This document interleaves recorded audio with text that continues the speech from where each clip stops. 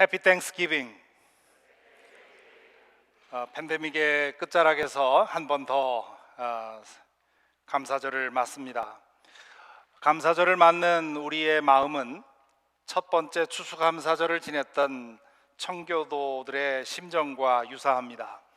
새로운 땅에 정착하고 그 고된 과제를 1년 동안 끝내고 난 후에 얻은 보잘것없는 수확, 그 과정에서 겪은 많은 고초들, 그리고 함께 대서양을 건너왔던 사람들 중에 여러 사람을 먼저 보내야 했죠. 그리고 아직도 미래가 불안했습니다.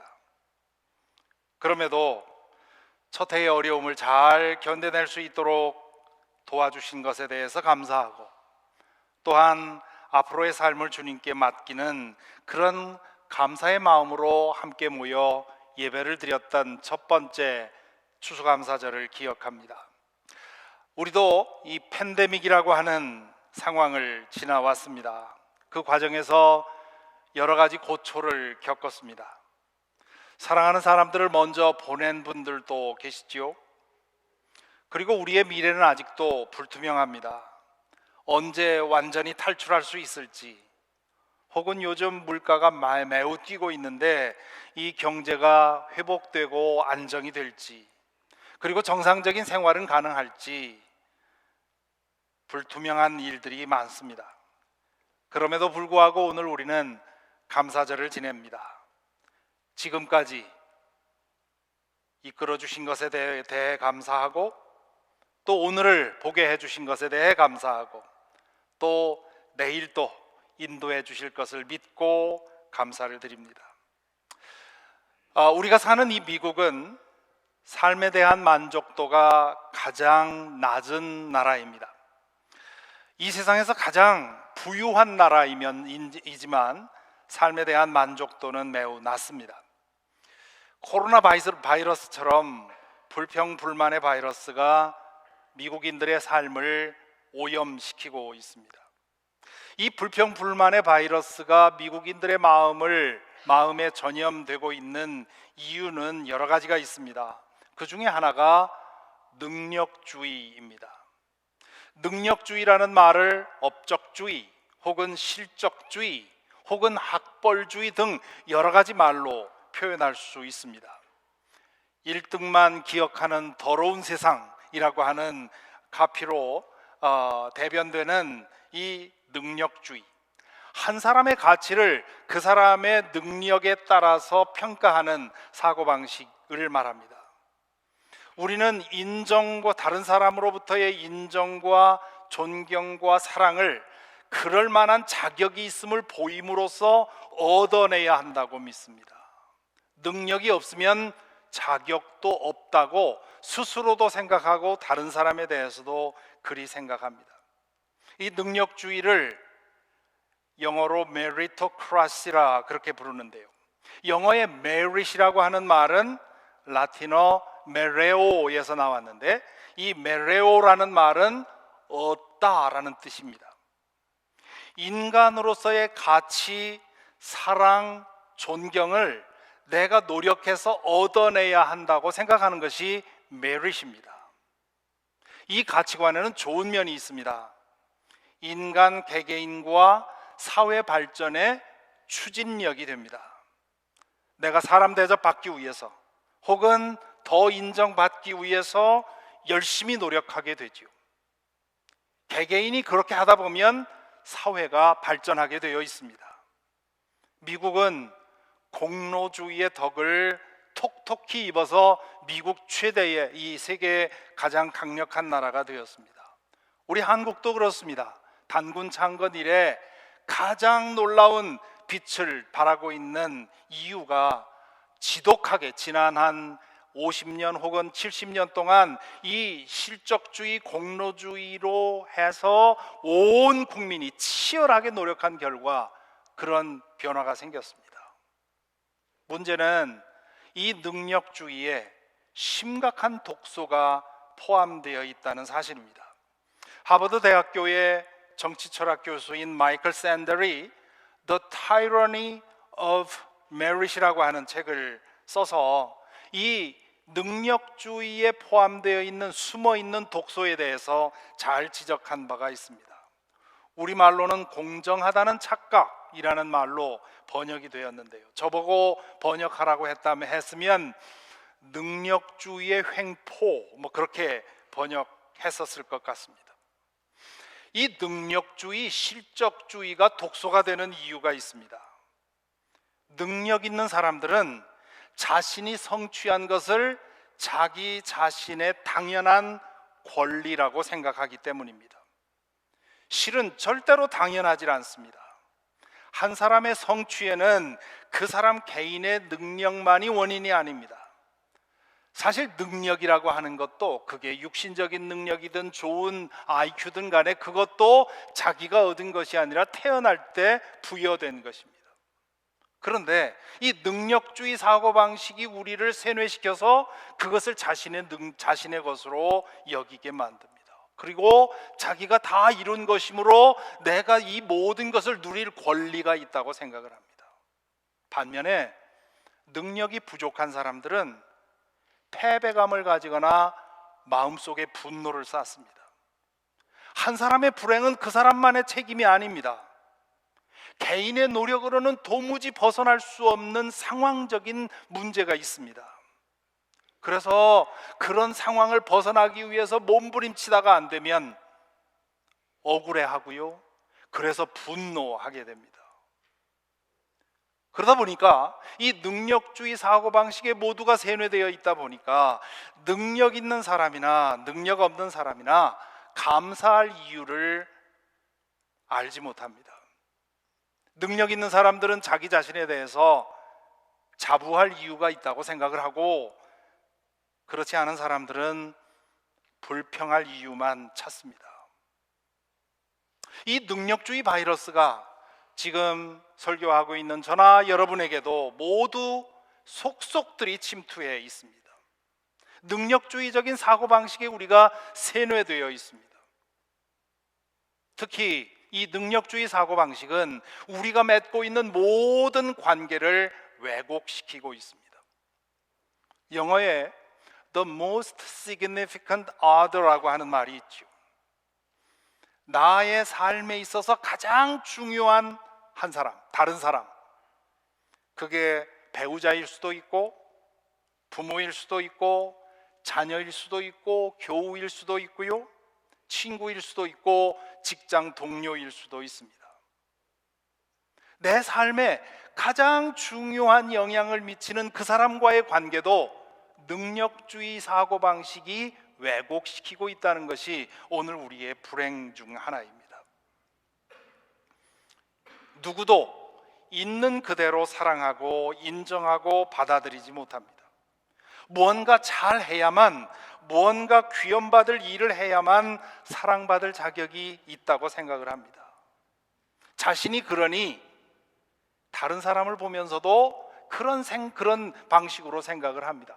사람을 볼 때마다 마음속에서 채점하고 있는 것이 우리의 본성입니다. 그로 인해서 불안해집니다. 내가 과연 다른 사람에게 몇 점을 맞을까 불안해하는 거죠. 그리고 그것이 심해지면 불안장애나 공황장애 같은 것을 겪습니다. 얼마 전에 한국에 있는 저의 지인으로부터 아주 마음 아픈 소식을 들었습니다. 한동안 연락이 없어서 어떻게 지내는가 연락을 했더니 아이 중에 하나가 다량의 수면제를 먹고 사경을 헤매고 있는 것을 얼마 전에 발견하고 이 아이를 치료하느라고 다른 경황이 없었다고 얘기를 합니다. 그 아버지는 그리스도인으로서 바르고 의롭게 살려고 노력하는 사람이고, 또 그런 일을 위해서 지난 한 30년 헌신했던 사람입니다. 두 아이에게 성적 문제로 닥달해 본 적이 없습니다. 대학에 안 가도 좋으니 너희들 하고 싶은 거 해가면서 의미 있게 살라고 그 입시 지옥으로부터 아이들을 꺼내서 대안교육을 시켜왔습니다. 다른 사람 따라가지 말고 자기 자신의 색깔을 찾아서 살라고 아이들에게 꾸준히 얘기를 했었습니다. 그런데 이제 고등학생이 그런 일을 벌인 겁니다. 간신히 죽음 직전에서 아이를 살려서 회복시키고는 요즘 상담하면서 아이와 대화를 해보니까 이 아이가 아버지로부터 인정을 받기 위해서 내면적인 씨름을 수년간 해왔다는 것을 발견합니다. 아버지에게 인정받도록 내 능력을 발휘해야 된다고 혼자 생각을 한 겁니다. 하지만 자신의 능력이 아버지를 감탄할 만큼 들어의 그 능력이 없었습니다. 그 겉으로는 아무렇지 않은 듯이 씩씩하게 살았는데 홀로 있을 때는 아버지의 기대에 미치지 못한다는 그런 불안감으로 인해서 자신의 몸을 자해했습니다. 이 계기로 아이를 살펴보니까 온몸에 자해 자국이 있는 겁니다. 아버지로서는 정말 어찌할 수 없는 하늘이 무너지는 고통을 겪고 있는 것이지. 얼마 전에 그 아이가 아주 중요한 시험을 보았습니다. 한국에서는 시험을 본 후에 가채점이라는 걸 하지요. 가채점을 하고 나서 아이가 만점을 받았다고 자랑하더래요. 그래서 부모도 그런 줄 알고 아이를 외식하면서 축하를 해준 겁니다. 그 시험 결과가 발표되기 전날 아이는 그동안 모아놨던 수면제를 한꺼번에 먹고 나중에 시험이 발표가 되고 보니까 엉망으로 결과가 나왔습니다. 거짓말로 하루만이라도 부모에게 만족스러운 존재가 되고 아버지가 실망하는 것, 부모가 실망하는 거 보기 직전에 세상을 떠나기로 결심을 한 것이지요. 이 이야기는 저는 이분에게 허락을 받고 이 이야기를 나누었습니다. 이 이야기는 우리가 얼마나 깊이 능력주의에 쇠뇌되어 있는지를 단적으로 보여주는 이야기입니다. 부모가 아무리 괜찮다고 말해도 사회 안에, 학교에서 혹은 사회에서 보고 들은 것으로 인해서 스스로 그렇게 생각을 한 것입니다. 겉으로 부모님이 아무리 괜찮다, 그러지 않아도 된다, 다른 아이들과 같지 않아도 된다고 얘기하지만 속으로는 그렇지 않을 거라고 의심을 한 거죠.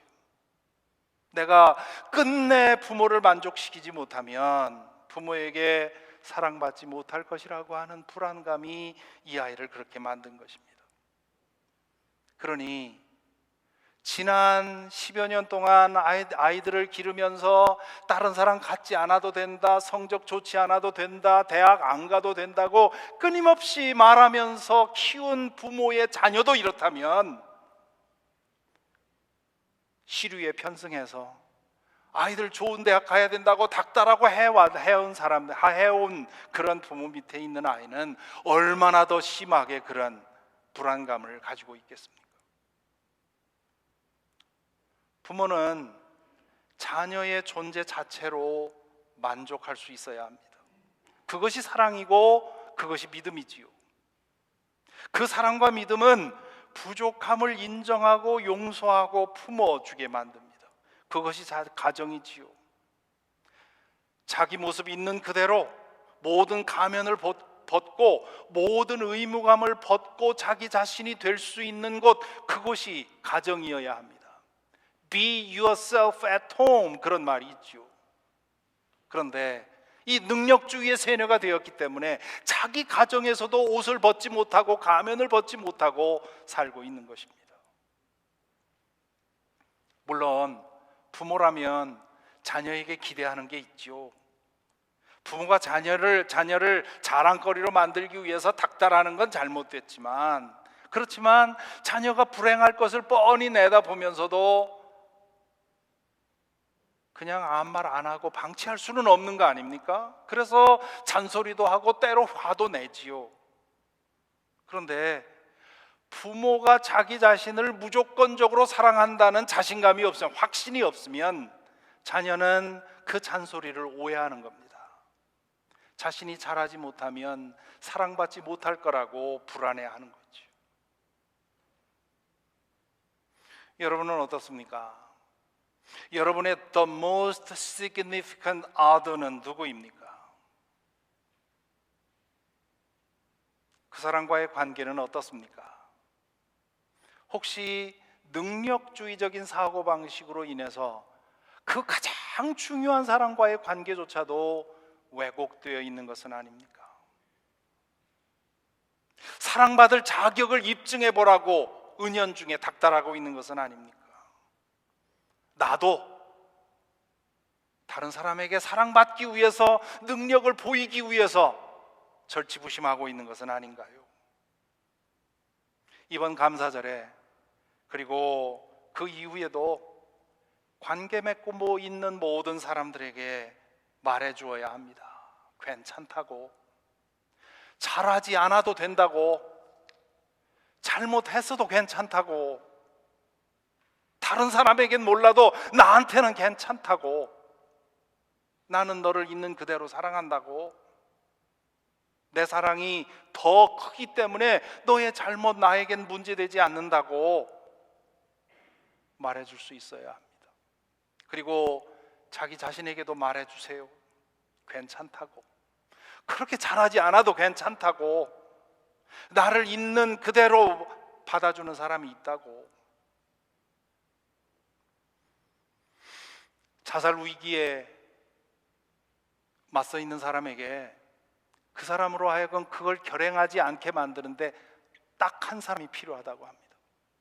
한 사람만 있으면, 그 사람을 있는 그대로 알아주고 받아주는 사람 한 사람만 있으면 그 사람이 그 마음을 결행하지 않는다고 하지요.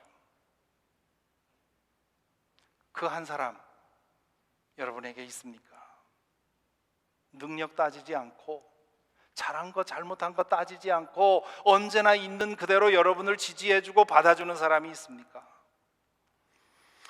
함석헌 선생의 유명한 시가 있지요. 그 사람을 가졌는가 라는 시인데, 그 시의 한 구절이 이렇습니다. 온 세상 다 나를 버려 마음이 외로울 때에도 저 사람의 마음이야 하고 믿어지는 그 사람을 그대는 가졌는가. 불행하게도 이 한 사람 없는 사람 이 세상에 많습니다. 그런데 이 세상 모든 사람이 다 나를 아니라고 해도 우리를 품고 사랑하시는 분이 한 분 계십니다. 누구에게나 그분이 있습니다. 그것을 모르고 그분을 만나지 못하는 것이 불행입니다. 바로 하나님이십니다. 성경 전체가 전하는 가장 중요한 메시지, 예수님께서 그분의 생애와 그분의 죽음을 통해서 우리에게 전한 한 가지 메시지가 뭡니까?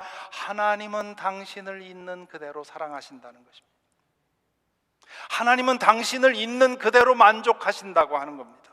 그러니 하나님 안에서 만족하라 하는 것이 성경의 메인 메시지입니다. 믿음이란 무엇입니까? 이 하나님을 발견하는 것입니다. 이 하나님을 만나는 것입니다.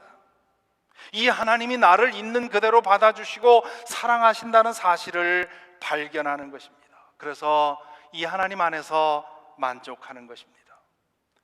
이 하나님을 제대로 만나게 되면 하나님이 내 삶의 the most significant other가 되십니다. 잠시 우리 자신에게 물어보십시다. 여러분에게 하나님은 얼마나 significant 하십니까? 당신이 하나님께 드리는 마음, 시간, 물질, 에너지의 양을 보면 하나님이 여러분에게 얼마나 중요한지를 알 수 있습니다. 다른 일에 쥐장을 줄 정도로, 부담이 될 정도로 그렇게 하나님께 내 삶과 내 시간과 내 마음과 내 물질을 떼어드리고 있다면 그 부담의 무게만큼 하나님은 우리에게 중요한 분입니다. 그런데 그분께 드리는 우리의 마음과 시간과 물질과 에너지가 있으나 없으나 상관없는 정도의 그런 부스러기 시간, 그런 부스러기 마음, 그런 부스러기 물질을 드리고 있다면 하나님은 나에게 insignificant 하신 분입니다. 그러면 아마 이렇게 물을지도 모릅니다. 왜 부담이 될 정도로, 내 다른 일에 지장을 받을 정도로 하나님에게 시간과 마음과 물질과 에너지를 드려야 하는가? 왜 그분의 말씀을 따라 살아야 하는가? 라고 질문할 수 있습니다.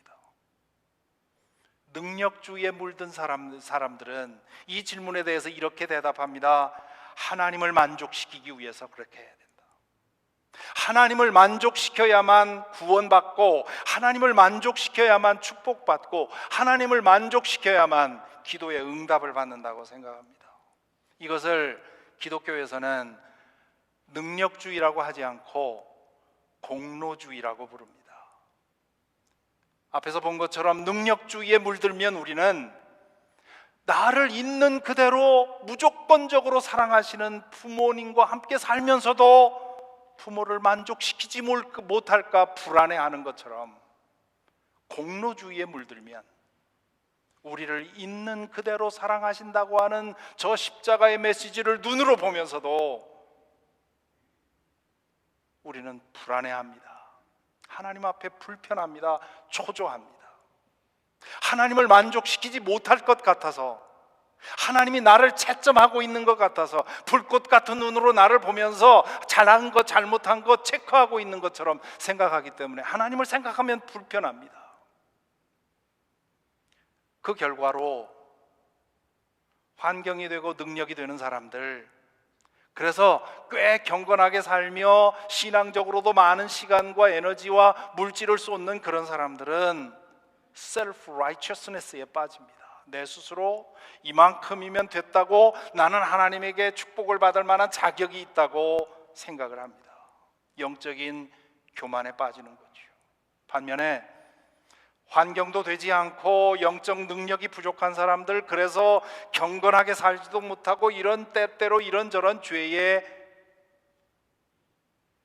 유혹에 넘어지는 사람들은 죄책감에 사로잡히죠.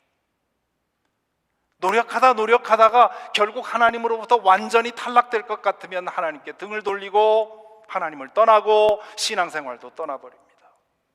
이것은 하나님에 대한 치명적인 오해입니다. 하나님은 우리에게 만점을 요구하는 분이 아닙니다. 우리가 그분의 기대를 충족시키기를 원하시는 것이 아닙니다. 하나님은 먼저 우리에게 당신 안에서 만족하기를 원하십니다. 그분 안에서 자신을 발견하고 그분의 사랑 안에서 만족하기를 원하십니다. 우리의 모습 있는 그대로 받아들여 주시면서 당신 안에서 만족하라고 하십니다. 하나님은 그렇게 자신이 부족함에도 하나님을 전적으로 의지하는 사람, 그 사람을 받아주시고는 의롭다고 인정해 주신다. 바울 사도는 그렇게 말합니다. 하나님께서 우리를 의롭다고 인정해 주신다는 말을 다른 말로 하면 그런 겁니다. 우리를 향해서 모자라도 괜찮다, 죄를 지었어도 괜찮다, 흠이 있어도 괜찮다, 잘하지 못해도 괜찮다. 공로주의, 능력주의에 세뇌된 우리는 이 말이 믿어지지 않습니다. 그래서는 안 될 것 같죠. 의롭고 선하기 위해서 노력하는 사람들일수록 더욱 그렇게 생각합니다. 하나님은 우리를 시시콜콜 참견하며 채점하다가 안 될 것 같으면 가차없이 심판하는 분으로 보이는 것이죠. 예수님 당시에 유대인들 가운데 바리새파 사람들 가운데도 율법학자들이 그렇게 믿었습니다.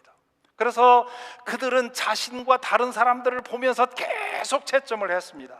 그리고 채점 결과에 따라서 받아들일 사람들, 제외할 사람들 구분하고 차별했죠.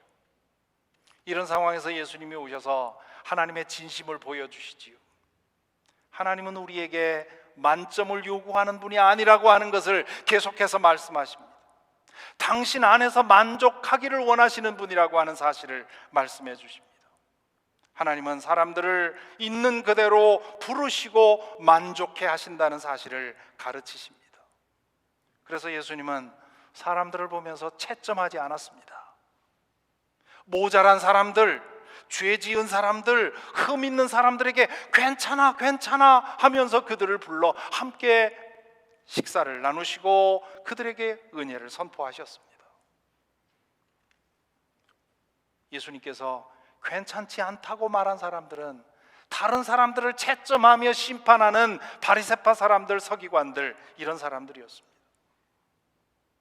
그래서 바리새파 사람들과 율법학자들은 예수님을 위험하게 생각하고 그를 배척하고 결국 죽음으로 몰아넣었습니다. 하나님을 너무 우습게 만들어 놓았다는 거죠. 하나님의 높은 기준을 완전히 무너뜨렸다는 거죠.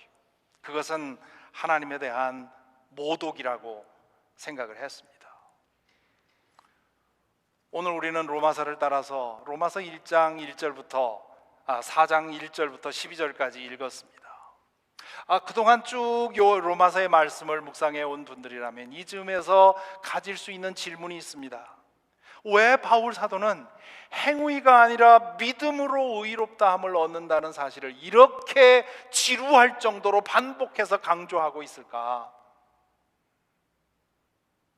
유대인들이 공로주의에 그만큼 깊이 세뇌되어 있었기 때문입니다.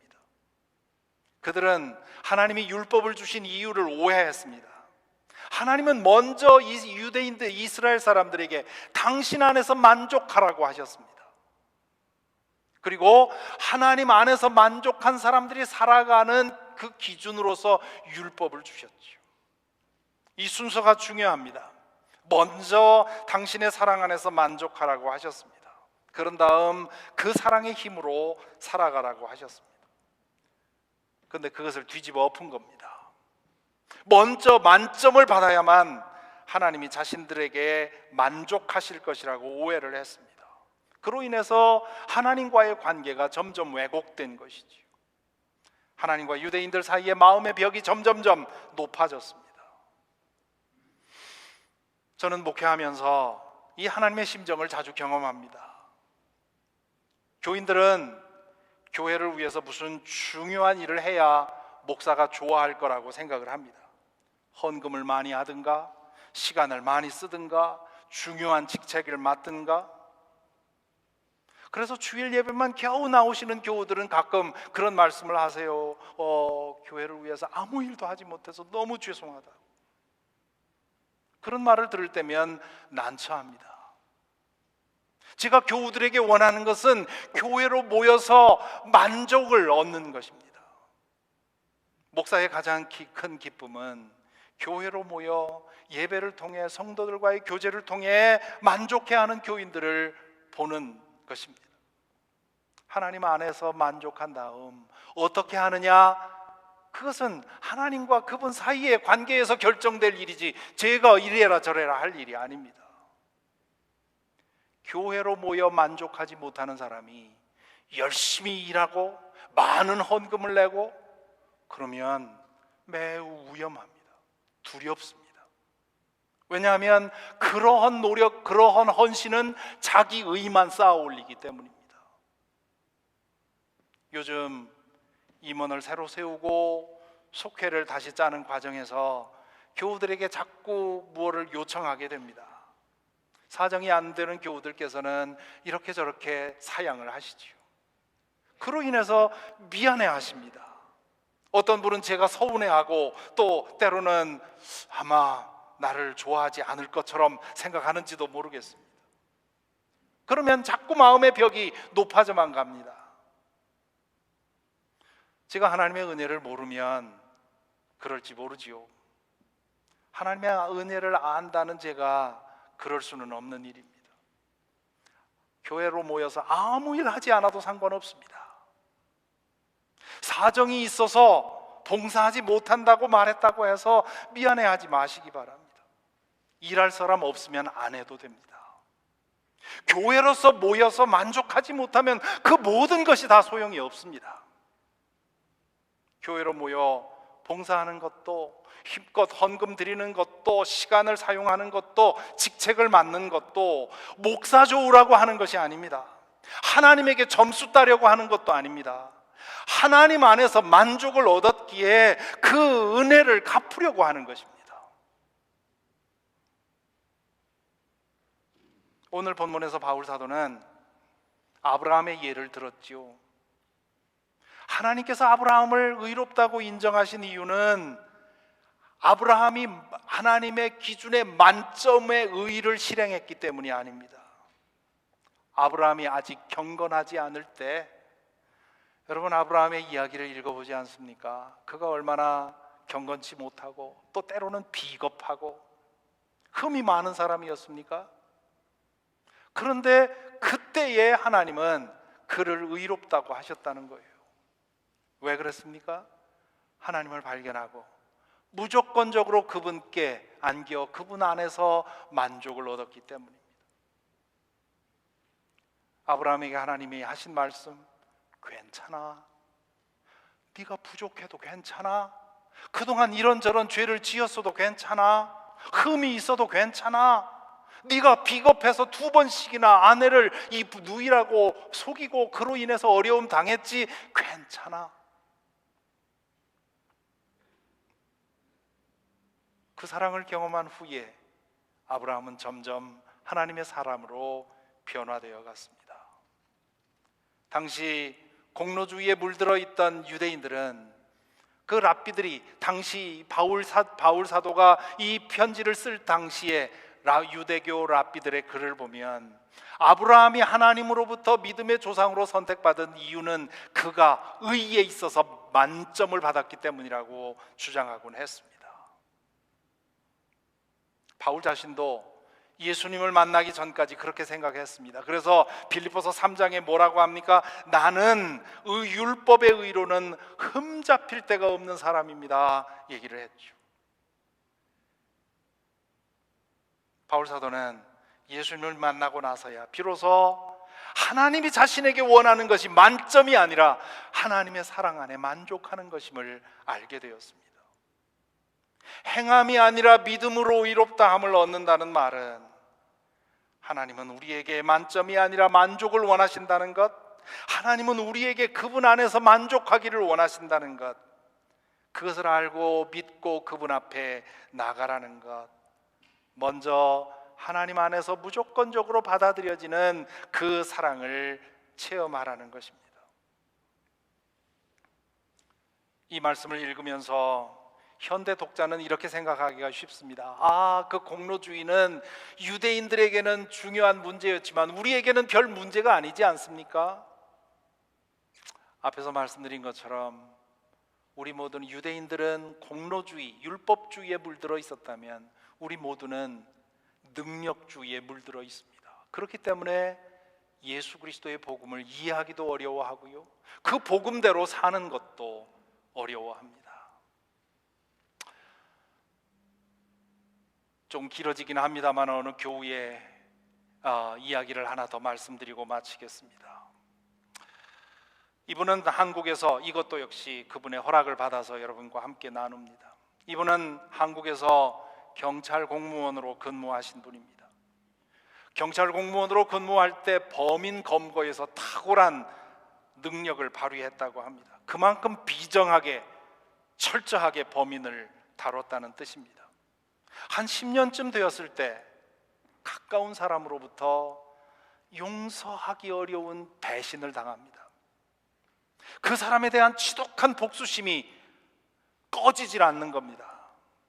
그런데 경찰은 한 사람을 해칠 수 있는 모든 무기와 기술을 가진 사람 아닙니까? 언제든 이 복수심에 압도되어서 그 사람을 해칠 것 같은 두려움에 휴직계를 내고 캐나다로 잠시 피신을 합니다. 그곳에서 한인이 운영하는 가게에 기거하면서 일을 합니다. 가게 지하방에서 홀로 지내면서 몇 개월 동안 어떻게 하면 복수할 수 있을까?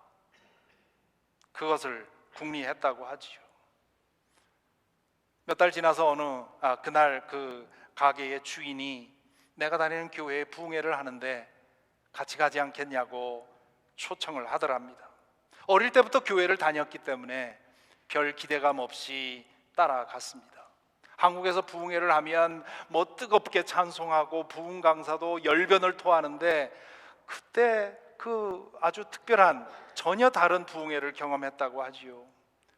아주 키도 자그마하고 목소리도 나긋나긋한 강사가 나와서 말을 하는데, 내려놓아야 한다고, 당신의 욕망과 당신의 근심과 당신의 걱정을 내려놓지 않으면 하나님이 역사할 수 없다고 그렇게 얘기를 하더라는 겁니다. 그러면서 오늘 이 자리에 내려놓지 않으면 살 수 없는 사람이 있는데 제발 내려놓기 바란다고 얘기를 하더래요. 그가 하는 말이 꼭 자신을 두고 하는 말처럼 들리더랍니다. 나중에 알고 보니 그분이 내려놓음이라는 책으로 유명한 이용규 선교사였습니다.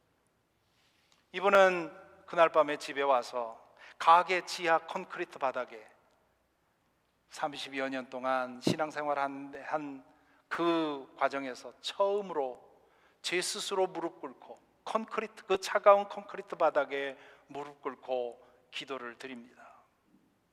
40년 가까이 살면서 스스로의 자의로 하나님 앞에 무릎 꿇은 것은 처음이었다고 합니다. 그렇게 기도하면서 자신 속에 있는 그 분노와 그 원한의 앙금을 주님 앞에 내려놓겠습니다 고백하고 인정을 했더니 뜨거운 눈물이 한없이 흘러내리더라는 거죠. 그 뜨거운 눈물을 경험하면서 내면에서 괜찮아, 너는 내 아들이야 하는 음성을 들은 것이겠죠. 그 순간 그렇게 자신을 붙들고 못살게 굴던 그 복수심과 증오가 사라지고 하나님 안에서 만족을 얻었습니다. 그 일 후에 외국 생활을 정리하고 다시 귀국합니다. 귀국할 때의 심정을 말씀하는데 참 공감이 되었습니다. 귀국할 때 심정이 그렇더라는 겁니다. 경찰서로 가서 그동안 내가 행한 모든 죄를 고백하고 거기에 해당하는 기간 동안 감옥살이를 하고 싶더래요. 하나님으로부터 모든 죄를 용서받고 나니까 인간적인 형벌은 아무 문제가 되지 않아서 그러고 싶더래요. 그게 가능하면 법적으로는 되지 않는 일이지요. 할 수만 있다면 경찰서에 가서 법에 걸리지 않는 죄까지 다 말하고는 나 좀 잡아가서 나를 좀 그 감옥에서 내 죄값을 받게 해주십시오 하고 말하고 싶더라는 거죠. 그 이후로 퇴직할 때까지 경찰로서의 권력을 부리는 데 사용하지 않고 사람들을 돕는 데 사용하며 20년을 채우고 퇴직을 합니다. 물론 그분이 그 이후에 윤리적으로 혹은 신앙적으로 만점의 생활을 했다는 뜻은 아닙니다. 지금도 여전히 부족한 사람이고요, 여전히 부족한 문제를 붙들고 씨름을 합니다만 적어도 하나님 안에서 만족했고 그 하나님 안에서 만족함으로 그의 삶에 변화가 일어나는 이 복음의 능력을 체험한 것이지요. 믿음이란 우리를 사랑하시는 하나님을 새롭게 발견하고 그분 안에서 만족하는 것입니다. 있는 그대로 내가 너를 사랑한다고 하는 음성을 듣는 것입니다. 그 체험은 우리를 변화시킵니다. 그 은혜와 사랑 때문에 살아가는 방식이 달라지는 겁니다. 그런 믿음에 이를 때 우리는 비로소 만족하게 됩니다. 하나님을 믿고 알고 그분 안에 거하는 것으로 충분히 만족하게 되고요, 그럴 때 우리는 모든 일에 감사하며 모든 사람을 품어 안을 수 있는 너그러움이 생깁니다. 이것이 감사절에 우리 모두가 해야 할 일이라고 믿습니다. 나를 있는 그대로 받아주시는 하나님께 감사하고, 나를 있는 그대로 받아주고 사랑하는 내 가족들에게 감사하고, 나를 있는 그대로 받아주는 교우들에게 감사하고, 나를 있는 그대로 받아주고 옆에 있어주는 친구들에게 감사하고, 나 또한 그 은혜를 알았으므로 이웃을 있는 그대로 받아주는 그런 삶을 통해 우리 가운데 감사가 더욱 넘치게 될 것입니다. 이렇게 될 때 능력에 따라 평가받는 세상이 아니라 우리의 존재 자체를 감사하고 축하하고 더불어 사는 정의와 은혜가 입맞추는 세상이 우리에게 임할 줄로 믿습니다.